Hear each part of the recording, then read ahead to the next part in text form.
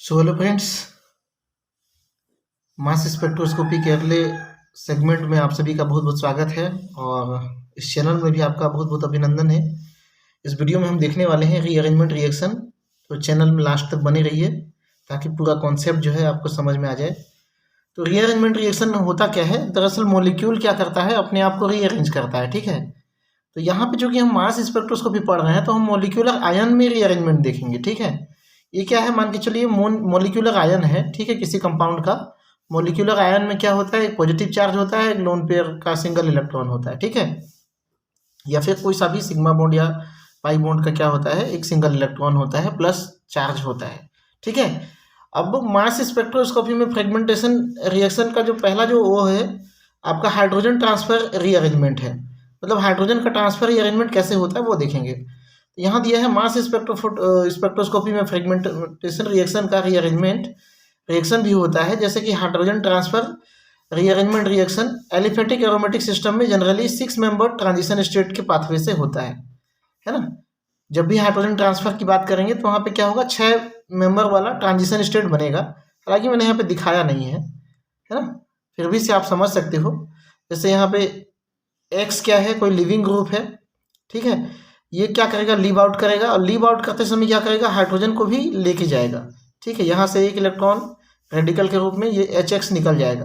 Positive charge कहाँ जाएगा, यहाँ आ जाएगा। कंप्लीटली पॉजिटिव चार्ज जो लोन पेयर इलेक्ट्रॉन है वो कहाँ जाएगा, इस वाले कार्बन में आ जाएगा। और यहाँ पे क्या हो जाएगा, साइक्लाइजेशन। ठीक है, इसको आप 5 मेंबर रिंग बना सकते हो। जब मैकेनिज्म दिखाओगे तो आप हाइड्रोजन को लेके ये 6 मेंबर रिंग यहाँ पे दिखा सकते हो। ठीक है, यहाँ पे 1 2 और यहाँ पे क्या हो जाएंगे, 3 कर सकते हैं आप। n की जगह पे क्या कर सकते हैं, 3 कर सकते हैं। ठीक है, तो ये क्या बन जाएगा, 6 मेंबर रिंग से पास आउट होगा। दूसरा होता है स्क्रैम्बलिंग। मतलब स्क्रैम्बलिंग का मतलब क्या होता है, हाँ, एक तरह से हिंदी में देखा जाए तो हाथापाई। ठीक है, यहाँ पे हाइड्रोजन एटम को एब्स्ट्रैक्ट करने के लिए या अपने साथ लेने के लिए 2 पोजीशन के बीच में हाथापाई होता है। जैसे कि यहाँ पे एक हाइड्रोजन मौजूद है। ठीक है, यहाँ पे क्या है, एक हाइड्रोजन मौजूद है, इधर क्या है, OH ग्रुप मौजूद है। ये ऑक्सीजन इस हाइड्रोजन को लेना चाहता है, ये भी अपने पास रखना चाहता है, ये भी क्या करता है, लेना चाहता है। तो उस कंडीशन में यहाँ पे क्या होता है, हाथापाई होता है। ठीक है, मतलब खिंचाव तनाव होता है। तो molecular fragment with carboxylic acid इसका बेस्ट एग्जाम्पल है। ठीक है, अगर इस हाइड्रोजन को यहाँ शिफ्ट करा देते हैं तो यहाँ पे क्या आता है, लोन पेयर इलेक्ट्रॉन आता है। ठीक है, यहाँ क्या बोलना चाहिए, लोन पेयर इलेक्ट्रॉन और पॉजिटिव चार्ज। ठीक है, ये टूट के यहाँ से ब्रेक होके OH क्या कर देता है, इस रिंग के साथ में अटैच जाता है, प्लस HCO बाहर हो जाता है। ठीक है, तो यहाँ पे क्या हो गया, ये वाला बॉन्ड टूटा, साथ में ये वाला बॉन्ड टूटा, H का बॉन्ड टूटा, ये H यहाँ पे कंपीट किया और कार्बन के साथ में डबल बॉन्ड। ठीक है, ये क्या हो गया, HC डबल बॉन्ड O। ठीक है, इस तरह से ये फ्रेगमेंट बन गया। और यहाँ पे क्या हो गया, MOH बन गया। बेंजोइक एसिड से इस तरह से फ्रेगमेंटेशन होता है। स्क्रैम्बलिंग का मतलब वही है, हाइड्रोजन का आपस में खिंचाव तनाव। ठीक है, ये आप यहाँ पे डील करोगे। ठीक, अगला जो है एलिमिनेशन रिएक्शन रीअरेंजमेंट। कुछ ऐसा भी होता है कि जिसमें एलिमिनेशन होने के बाद में रीअरेंजमेंट हो। जैसे कि एग्जाम्पल के लिए अल्कोहल से वाटर का एलिमिनेशन, कीटोन से कार्बोक्सिलिक ग्रुप का एलिमिनेशन। ठीक है, ये जो एलिमिनेशन केवल मॉलिक्यूल में नहीं होगा, ये क्या होता है, फ्रेगमेंट्स में भी होता है। जब फ्रेगमेंट्स बनता है, फ्रेगमेंट्स कब बनता है, जब हाई एनर्जेटिक इलेक्ट्रॉन बीम की बम्बार्डनिंग नहीं करते हैं तो एक इलेक्ट्रॉन निकल जाता है। इस तरह से मॉलिक्यूलर आयन बनता है, एक पॉजिटिव चार्ज वाला। अब यहाँ पे क्या होगा, इस एग्जाम्पल में एक इलेक्ट्रॉन इधर आएगा, इसका एक इलेक्ट्रॉन इधर जाएगा, एक इलेक्ट्रॉन इधर आएगा, तो हाइड्रोजन इसके साथ में क्या कर लेगा, अटैच कर लेगा। ठीक है, ये बन जाएगा NH2 और ये क्या बन गया, एक तरह से फ्रेगमेंट आयन बन गया। उसी टाइप से और भी एग्जाम्पल है, कार्बोक्सिलिक ग्रुप पर ले सकते हो, CH2 यहाँ ले लो। ठीक है, इसका एक हाइड्रोजन जो है ऑक्सीजन की ओर लाइन होगा, यहाँ पे इस तरह से आयन बनाएगा और क्या बनाएगा, CH2CO। तो ये क्या हो गया, एलिमिनेट हो रहा है कुछ मॉलिक्यूल, यहाँ पे न्यूट्रल मॉलिक्यूल यहाँ पे क्या हो रहा है, एलिमिनेट हो रहा है। फोर्थ में देखते हैं ऑर्थो एलिमिनेशन। ऑर्थो पोजीशन में अगर कोई 2 ग्रुप जुड़ा होगा, ठीक है, एरोमेटिक कंपाउंड में मान के चलो, या फिर सिस ओलिफिन में होगा, तो हाइड्रोजन एटम का नजदीक आना एलिमिनेशन रिएक्शन कहलाता है। हाइड्रोजन आयन क्या करेगा, इसके नजदीक आएगा और एलिमिनेट करेगा क्या, OCH3OH। ठीक है, ये बॉन्ड इधर शिफ्ट हो गया, यहाँ का पाई बॉन्ड इधर शिफ्ट हो गया और ये वाला बॉन्ड ब्रेक हो गया, ये वाला बॉन्ड कहाँ चला गया इधर, और ये क्या करेगा हाइड्रोजन के साथ में बनाएगा। तो यहाँ पे न्यूट्रल मॉलिक्यूल का एलिमिनेशन होता है। इस एलिमिनेशन से क्या पता चलता है, इससे मास स्पेक्ट्रोस्कोपी में ये पता चलता है कि यहाँ पे सिस प्रोडक्ट है या ट्रांस प्रोडक्ट है, इसका पता लगाया जा सकता है। अगर सिस होगा तो ये एलिमिनेशन होगा, ट्रांस होगा तो एलिमिनेशन मुश्किल होगा, ठीक है। अतः ये भी बताया जा सकता है कि ये पोजीशन ऑर्थो में है कि नहीं है, कहीं पैरा में या मेटा में तो नहीं है। अगर मेटा और पैरा में होगा तो ये एलिमिनेशन देखने को नहीं मिलेगा, ठीक है। अगर यही चीज़ ऑर्थो में होगा तो आसानी से आपको पीक जो है देखने को मिलेगा, ठीक है, मास स्पेक्ट्रोफोटोमीटर में, ठीक। ये काफ़ी इंपॉर्टेंट पॉइंट रहा। इसी तरह से आप मैकलैफेटी रीअरेंजमेंट के बारे में पढ़ा होगा आपने, ठीक है। यहाँ पे इसके बारे में पहले भी वीडियो में काफ़ी बता चुका हूँ। यहाँ पे क्या होता है, cleavage of beta bond by gamma hydrogen transfer in fragment या मोलिकुलर आयन। अगर मोलिकुलर आयन में मैकलैफेटी रीअरेंजमेंट क्या होता है, एक न्यूट्रल मोलिक्यूल में होता है, लेकिन यहाँ पे हम क्या बोल रहे हैं कि किसी फ्रेगमेंट में भी, मतलब मोलिकुलर आयन में अगर इस तरह से बीटा बॉन्ड क्लीवेज होता है गामा हाइड्रोजन ट्रांसफर के द्वारा, तो क्या हो जाएगा, यहाँ पे देखिए अल्फा है, ये बीटा है, ये क्या हो गया, बीटा बॉन्ड हो गया। और यहाँ पे इधर से अगर हम अल्फा बीटा करें तो ये भी बीटा बॉन्ड कहलाएगा, ठीक है, अल्फा बीटा, है ना।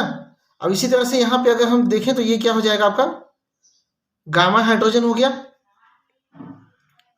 ये कार्बोनिल ग्रुप हो गया, अल्फा बीटा गामा, गामा के साथ में क्या लगा है, हाइड्रोजन लगा है। अल्फा बीटा बॉन्ड यहाँ पे ब्रेक हो रहा है, इसको बीटा बॉन्ड कहते हैं। अल्फा बॉन्ड ये वाला कहलाता है alpha beta gamma, gamma hydrogen का क्या होगा, अब्स्ट्रैक्शन होगा बाई ऑक्सीजन।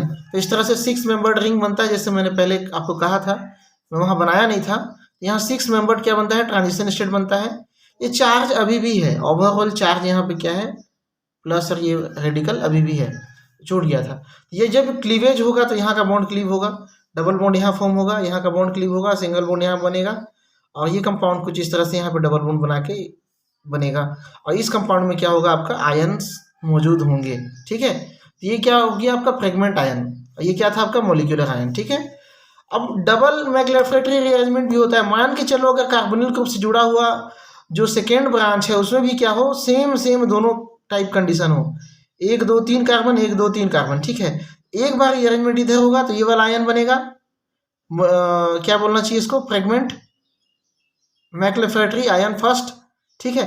कैसे हुआ, यहाँ पे बॉन्ड ब्रेकिंग यहाँ पे होती है बीटा पोजीशन में, तो इसको हम बॉन्ड ब्रेक करके निकाल दिए, ठीक है। अब ये क्या बन गया, इनॉल। अब इसका कीटोनाइजेशन होगा, कीटोनाइजेशन मतलब हाइड्रोजन यहाँ शिफ्ट कर जाएगा, CH3 बन जाएगा, चार्ज वहीं रहेगा, ऑक्सीजन में डबल बॉन्ड आ जाएगा। अब इधर भी पॉसिबल है, यहाँ भी बीटा बॉन्ड है ना, और गामा पोजीशन में हाइड्रोजन है, तो ये हाइड्रोजन भी क्या करेगा, फिर से यहाँ अब्स्ट्रैक्ट होगा, और ये CH2 जो है यहाँ भी निकलेगा। यहाँ भी क्या निकल रहा था, CH2 ही निकल रहा था, यहाँ बॉन्ड ब्रेक हो गया, ठीक है। ये मैकलैफेटी आयन सेकेंड बनता है, ठीक है। तो इस तरह से सेकेंड आयन जैसे हमने पहले देखा था, जस्ट वैसे ही है, ऐसे ही आयन ये भी है, ठीक है। तो ये डबल मैकलैफेटी रीअरेंजमेंट होता है, किसमें, मोलिकुलर आयन में, ठीक है, मोलिकुलर आयन में, ठीक है। अब देखते हैं स्केलेटल रीअरेंजमेंट, इसका भी काफ़ी इंपॉर्टेंट रोल होता है। मोलिकुलर आयन के स्केलेटल रीअरेंजमेंट के कुछ नेचुरल मॉलिक्यूल का निकलता है, कुछ नेचुरल मॉलिक्यूल का निकलना होता है, जैसे CO2 डिकार्बोक्सिलेशन। केटायन के पाथवे से रीअरेंजमेंट होता है। देखो यहाँ पे केटायन है तो ये X जब निकल जाएगा तो यहाँ क्या बनेगा, कार्बोकेटायन ही ना बनेगा, ठीक है। जब कार्बोकेटायन बन जाएगा तो यहाँ पे जो M वाला जो पार्ट है वो क्या हो जाता है, यहाँ पे अटैक करता है और L वाला पार्ट निकल जाता है। तो इस तरह से इसके स्केलेटोन में चेंजेस हो जाता है, इसका जो क्या बोलना चाहिए, इसका जो स्केलेटोन है उसमें चेंजेस आने लगता है, तो इसको कहते हैं स्केलेटल रीअरेंजमेंट, ठीक है। अब यहाँ पे स्केलेटल रीअरेंजमेंट में कुछ इलेक्ट्रॉन डिफिशिएंट स्पीसीज जैसे कार्बन, नाइट्रोजन इत्यादि भी निकल सकते हैं। जैसे हम यहाँ पे L ग्रुप दिखा रहे थे, वो ये भी हो सकता है, ऐसा नहीं कि कोई न्यूट्रल मॉलिक्यूल ही हो, ठीक है, ये भी निकल सकता है। अब आपके पास काम है, ठीक है, आपके सिलेबस में ये टॉपिक दिया है cleavage associate with common functional group. आपको मैं यहाँ पे फंक्शनल ग्रुप बता दे रहा हूँ, OH, NH, CO, R, COOH, और यहाँ पे X हेलोजन ले सकते हो।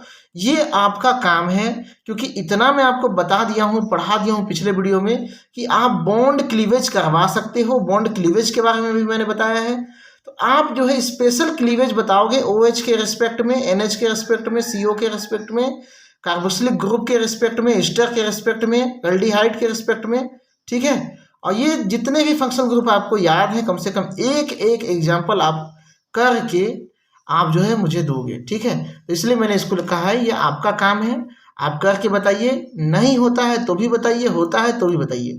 मैं इस पर वीडियो नहीं बनाने वाला हूँ, ठीक है। आपका काम है, आप नेट में जाओ, गूगल करो, कुछ भी करो, है ना, लेकिन आपको ये बनाना है, ठीक है, और प्रोवाइड करना है। तो इस वीडियो में आप बस इतना ही। इसके बाद में हम जो देखने वाले हैं टॉपिक, उसके बारे में मैं थोड़ा सा बता दे रहा हूँ। मॉलिक्यूलर आयन या पेरेंट आयन, है ना, मॉलिक्यूलर आयन या पेरेंट आयन हम लोग देखने वाले हैं, ठीक है। तो चलिए चलते हैं नेक्स्ट वीडियो में, ठीक है। तब तक के लिए आप सभी का बहुत बहुत धन्यवाद। Thank you.